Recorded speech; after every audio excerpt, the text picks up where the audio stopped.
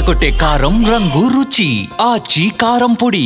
2026 ఫిబ్రవరి 1న ప్రవేశపెట్టనున్నటువంటి budget పట్ల వివిధ వర్గాల నుంచి ఆశిస్తున్నటువంటివి చాలా ఎక్కువగానే ఉన్నాయి. మనం ఒక్కొక్క విషయాన్ని పరిశీలిస్తుంటా వెళ్తే ముందుగా విద్యారంగానికి ఇస్తున్నటువంటి కేటాయింపులు గత ప్రభుత్వాలు ఇప్పటివరకు కూడా ప్రకటించినటువంటి దానికన్నా కూడా ఈ సంవత్సరం మరింత ఎక్కువ బడ్జెట్ కేటాయించాలని చెప్పి ఆశిస్తున్నారు. నిజానికి ప్రపంచంలో అభివృద్ధి చెందినటువంటి ఆర్థిక దేశాలన్నీ కూడా విద్యకి చాలా ఎక్కువ శాతమే కేటాయింపులు జరపడం జరిగింది.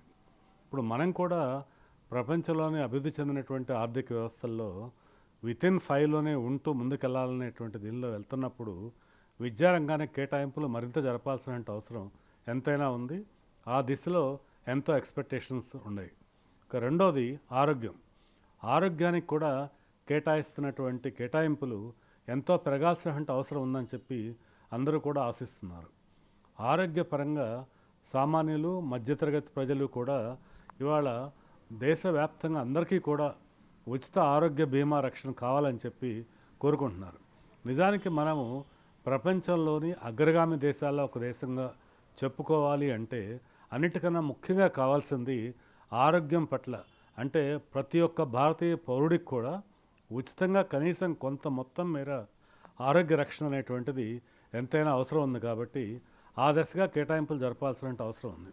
ముఖ్యంగా ప్రధానమైనటువంటి వ్యాధులైనటువంటి గుండె జబ్బులైనా కిడ్నీ జబ్బులైనా మరెన్నో పేదవాడు వస్తే ఒకసారి తట్టుకోలేని స్థితిలో ఉన్నప్పుడు వాటి యొక్క రక్షణ కోసం అని చెప్పి కేటాయింపులను పెంచాల్సిన అవసరం ఎంతైనా ఉంది.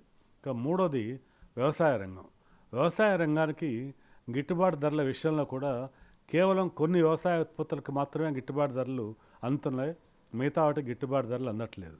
ఇవాళ దక్షిణ భారతదేశం లేకపోతే ఉత్తర భారతదేశం అని భేదం లేకుండా భారతదేశం అంతటా కూడా ఒకే విధానాన్ని అవలంబిస్తూ భారతీయ రైతులందరికీ కూడా ఆ గిట్టుబాటు ధరల ప్రయోజనాన్ని ఇంకా అందించేట్టు చూడాలని, అలాగే వ్యవసాయదారులకు కూడా సరైనటువంటి శిక్షణా కార్యక్రమాలను అందించాలి. దానికోసం కూడా బడ్జెట్ కేటాయింపులు పెంచాల్సిన అవసరం ఉంది. ఇక నాలుగవది సూక్ష్మ మధ్య తరగతి పరిశ్రమలకు సంబంధించింది. భారతదేశం ఎదుర్కొన్నటువంటి ప్రధానమైనటువంటి సమస్య నిరుద్యోగ సమస్య. ఈ నిరుద్యోగ సమస్యకి ఒక చక్కటి పరిష్కారం ఏంటంటే సూక్ష్మ మధ్య తరహా పరిశ్రమలు అభివృద్ధి చెందటమే.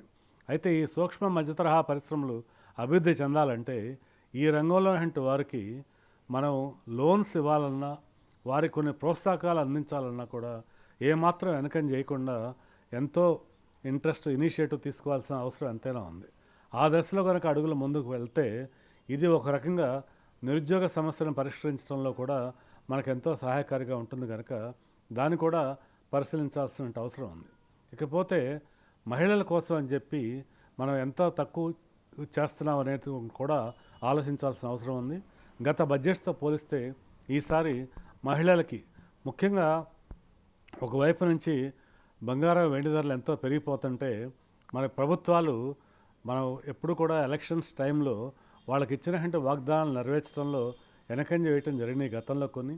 వాటన్నిటికన్నా కూడా ముఖ్యంగా ఈ విషయంలో మహిళల పొదుపును ప్రోత్సహించడానికి కొన్ని పథకాలను తీసుకొస్తే కూడా బాగుంటుంది. వీటితో పాటుగా మధ్యతరగతి వర్గాల వారు ముఖ్యంగా ఆదాయ పన్నుల విషయంలో ఇప్పుడు వరకే ఉన్నటువంటి 12 లక్షల స్లాబ్ని 20 లక్షలకు పెంచితే బాగుంటుందని చెప్పి ఆశిస్తున్నారు. దానికి కారణం కూడా ఇన్ఫ్లేషన్ గణాంకాలు తగ్గుతున్నట్టు పైకి కనిపిస్తున్నప్పుడు కూడా వాస్తవంగా సామాన్యులకి ధరలన్నీ కూడా పెరగటమే మనం గమనిస్తున్నాం. కాబట్టి దీన్ని కూడా దృష్టిలో ఉంచుకొని వారికి ఆదాయ పన్ను పరిమితిని పెంచవలసిన అవసరం ఉంది. అలాగే ఆరోగ్య బీమా విషయంలో న్యూ స్కీమ్లో కూడా ఆరోగ్య బీమాకు చెల్లించే మొత్తానికి డిడక్షన్స్ అందిస్తే బాగుంటుంది. వీటన్నిటితో పాటుగా దేశ రక్షణ కోసం కూడా బడ్జెట్ని కొంత పెంచవలసిన అవసరం ఉంది. కాబట్టి ప్రస్తుతం ఉన్న పరిస్థితుల్లో వీటన్నిటినీ బ్యాలెన్స్ చేస్తూ మనం బడ్జెట్ ఉండాల్సిన అవసరం ఉంది. మరి ఇలా బ్యాలెన్సింగ్ చేస్తూ బడ్జెట్ ఉండాలంటే పన్ను ఎగవేతదారుల పట్ల కఠినంగా ఉంటూ, పన్ను ఎగవేతదారులు ఏదైనా దేశం వదిలి పారిపోయే ప్రమాదాలు ఉంటే వాళ్ళపైన చర్యలు తీసుకుని వారి నుంచి రావాల్సిన పనులను వసూలు చేస్తూ మనకి సామాన్యుడికి మాత్రం మేలు చేకూర్చే విధంగా ఈ బడ్జెట్ ఉండాలని చెప్పి సగటు భారతీయులందరూ కూడా ఆశిస్తున్నారు. ఈ ఆశ తగ్గట్టుగానే మన ఫిబ్రవరి 1న ప్రకటించబోతున్నటువంటి బడ్జెట్ వారి ఆశలు తగ్గట్టుగా ఉంటుందని ఆశిద్దాం.